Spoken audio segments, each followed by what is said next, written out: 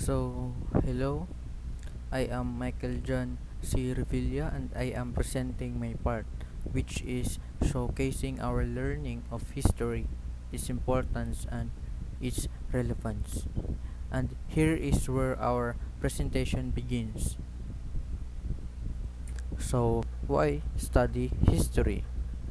History will give you a combination of skills and insights that will help you to prepare you for work, enable you to participate fully in society, develop you as a person. History is very relevant to modern life. Many books, films, and plays are inspired by historical events. Many people enjoy history as a hobby, as can be seen in the popularity of history books, films, and documentaries. History also helps us to understand many of the issues that affect the world today. History and its relevance to life.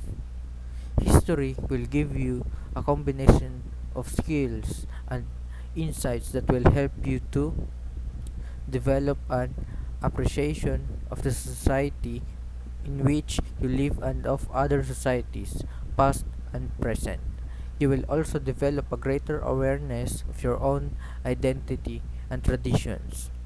You will also learn more about the particular role of women in shaping the past, history, and its relevance to careers.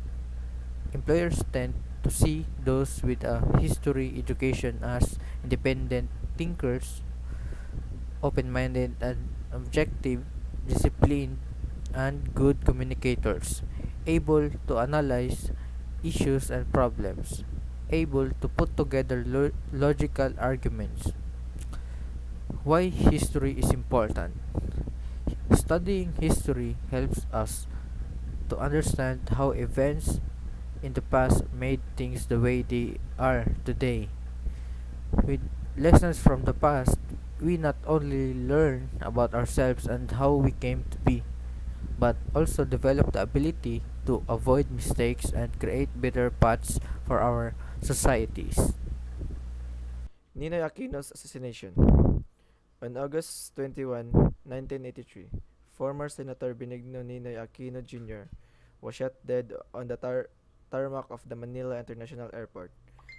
The alleged gunman, Rolando Galman, was also shot and died on the spot.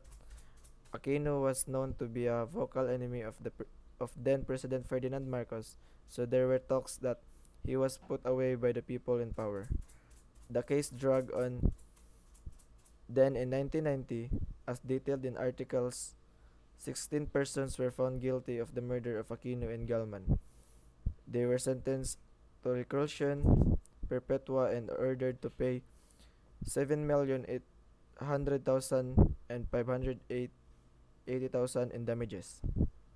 The alleged perpetrators were Luther Custodio, Captain Romeo Bautista, Second Lieutenant Jesus Castro, and De Mesa Moreno, and Mario Lazaga, Sergeant Filomeno Miranda, Sergeant Rolando de Guzman, Sergeant Ernesto Mateo, Sergeant Rodolfo Solong,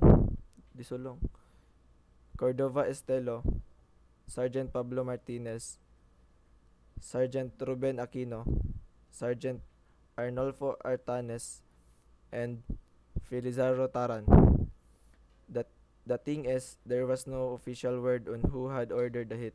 Those convicted insisted that they were innocent, despite the fact that Ninoy's wife was President of the Philippines from 1986 to 1992, and his son, Noynoy, is now President.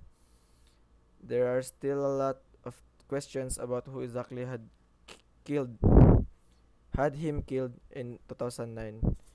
The remaining convicts of the Aquino assassination were granted clemency by then President Gloria Macapagal Arroyo. It may look like the case has been resolved, but it hasn't. Hi everyone. The second topic is the Philippines New People's Army. What is the Philippine New People's Army? What happened? In 1991, after 5 years of democracy, many systematic political problems remained. The New People's Army had been in the field for more 22 years and farther from the being able to seize power than it had been a decade before.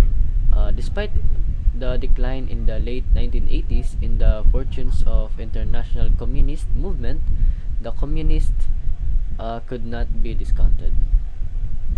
So the Moro National Liberation Front and other rebellious Muslim armies on Mindanao remained in the state of discontent in the early 1990s. There were scant prospects that the Muslims could be fully integrated into the Philippine society.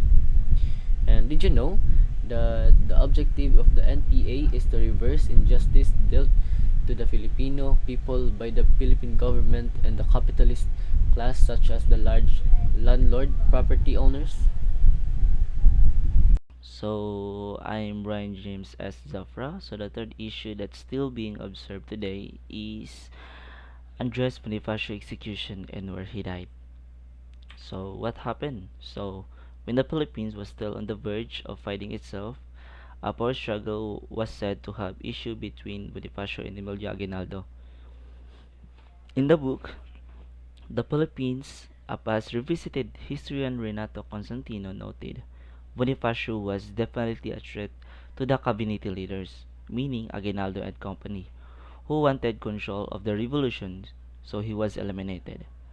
Bonifacio was accused for treason by Aguinaldo's party. So he, along with his brother Procopio, was executed on May 10, 1897, somewhere in the mountains of Maragondon, Cavite. Apolinario Mabini Constantino revealed that Bonifacio's death demoralized many rebels from Manila, Laguna, and Batangas who had come to help those in Cavite and caused them to quit. Nevertheless, Aguinaldo eventually became the first president of the Philippines. To this day, Aguinaldo is haunted by the traitor tag. His supporters dispute this and say he only did what was necessary to unite the nation. However, Bonifacio's supporters are pushing to have the Katipunan founder declared as the first rightful person of Philippines. Aside from this, many questions remain about the details of Bonifacio's death. The search of the search for his remains has also been controversial. So, Dagdag Galaman, he made his first declaration of independence inside a cave. So that's it. Yeah.